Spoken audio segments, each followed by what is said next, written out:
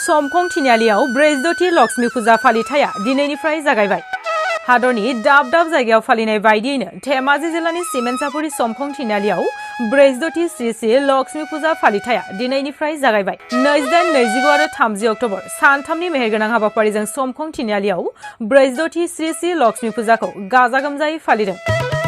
दिनैनि गिबि साननि हाबाफारि बायदियै फुंबिलि समाव जायगा फोसाबनाय, मोनाबिलि समाव गाहाय हाबग्रा लामा बेखेवनाय, फुजा मण्डप बेखेवनाय बायदि हाबाफारिफोरखौ मावफुंनाय जायो।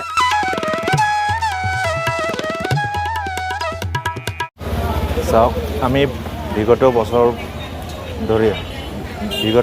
দৰে আমি এইবাৰো উলহ মালহেৰে এই লক্ষ্মী পূজা আয়োজন কৰি আছোঁ আৰু আমাৰ লক্ষ্য উদ্দেশ্য আছে আমি সকলোৱে জাতি বৰ্ণ ধৰ্ম নিৰ্বিশেষে একত্ৰিত হৈ এই পূজাখন আয়োজন কৰোঁ আৰু অসমলৈ আমি বাৰ্তা প্ৰেৰণ কৰিব বিচাৰোঁ যে এই পূজাৰ জৰিয়তে এই অঞ্চলৰ ৰাইজে ভাতৃত্ববোধেৰে এটা একতাৰ ঢোলেৰে বান্ধিত হয় আৰু এই পূজাটো সাফল্যমণ্ডিত কৰাত অপ্ৰাণ চেষ্টা কৰে আৰু শান্তিপূৰ্ণভাৱে সমাধান কৰাত কাম কৰে।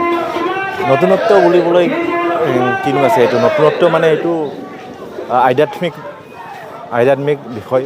ইয়াত কোনো নতুনত্বৰ স্থান নাই।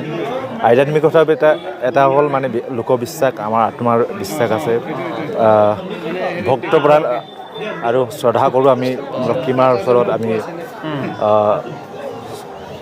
মানে ভক্তিভাৱেৰে আমি পুষ্পাঞ্জলি অৰ্পণ কৰোঁ। তাত পূজা কৰাত কোনো নতুনত্ব থাকিব নালাগে বুলি মই ভাবোঁ। তো আমি ৰাজহুৱাভাৱে এইকাৰণে কৰিছোঁ, মই অলপ আগতে ক'লোঁ, আমি জাতি বৰ্ণ ধৰ্ম নিৰ্বিশেষে একতাৰে মানে একটা মিলন ভূমি হিচাপে আমি একত্ৰিত হৈ সমূহীয়াভাৱে পূজাটো কৰি আমেজটো বেছি। আৰু আমাৰ এইটোৱেই চিনাকি, এইটোৱেই আমাৰ পৰিচয়, এই অঞ্চলৰ পৰিচয়, আমাৰ অঞ্চলৰ গৌৰৱ। গতিকে আমি এই গৌৰৱান্বিত কৰোঁ আৰু ইয়াৰ পৰা আমি মেছেজ দিওঁ, অসমলৈকে মেছেজ দিওঁ যে সমকমত ডাঙৰকৈ আৰু অতি মানে শৃংখলাবদ্ধভাৱে পূজা সম্পন্ন কৰিছোঁ।